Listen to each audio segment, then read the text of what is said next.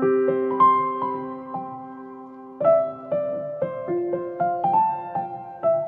रहे हैं कि सूची को निराधार बनाया जा रहा है।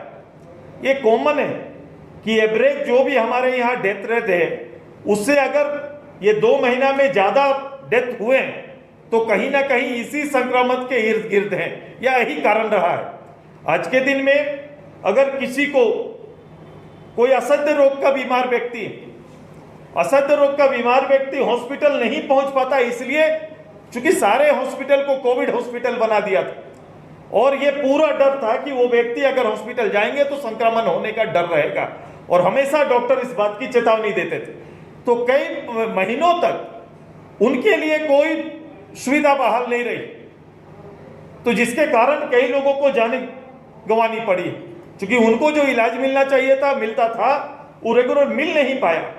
पहले तो कोविड लोगों की एक सूची तैयार हो और हमने अपने कार्यकर्ताओं से आज आग्रह किया कि अपने प्रखंड स्तर पर, पंचायत स्तर पर सरकार का आंकड़ा कुछ और, लेकिन जो लोग भी, जिन लोगों ने भी अपना परिवार खोया है, जिन लोगों ने भी अपनों को खोया है और जितने लोग संक्रमित हुए हैं उनकी सूची तैयार करने का आग्रह किया है।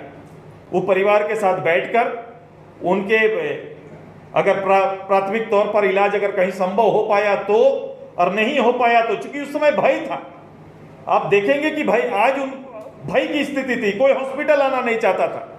चूंकि जो विजुअल वीडियोस वगैरह जो चलते थे उसमें आपने देखा हो कि डॉक्टर नर्स कोई छूता नहीं, लोगों को लगता था कि मरीज घर में ही रह जाए वो अच्छा है, सामने रहेगा, हॉस्पिटल जाने के बाद पता नहीं वो वापस आएगा। एक बड़ा भय था और कोई व्यक्ति उनको हॉस्पिटल भेजना नहीं चाहते थे।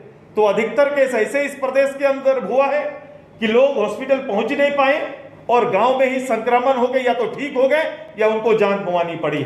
ऐसे लोगों की सूची तैयार करने का आग्रह किया। गांव के गांव संक्रमण हुआ है। यहाँ तो पहले शहर की चर्चा हुई, उसके बाद गांव। पता नहीं किस रूप से हम लोग काम करते हैं, एक साथ कभी भी गांव शहर को एक साथ जोड़ के नहीं देखा गया या उनको जान गंवानी पड़ी।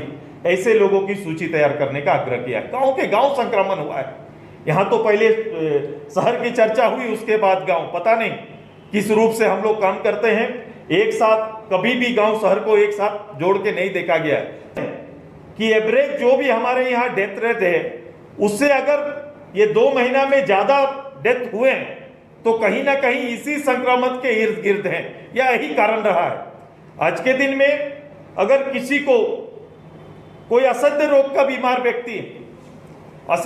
बीमार व्यक्ति हॉस्पिटल नहीं पहुंच पाता, इसलिए चूंकि सारे हॉस्पिटल को कोविड हॉस्पिटल बना दिया था और ये पूरा डर था कि वो व्यक्ति अगर हॉस्पिटल जाएंगे तो संक्रमण होने का डर रहेगा और हमेशा डॉक्टर इस बात की चेतावनी देते थे।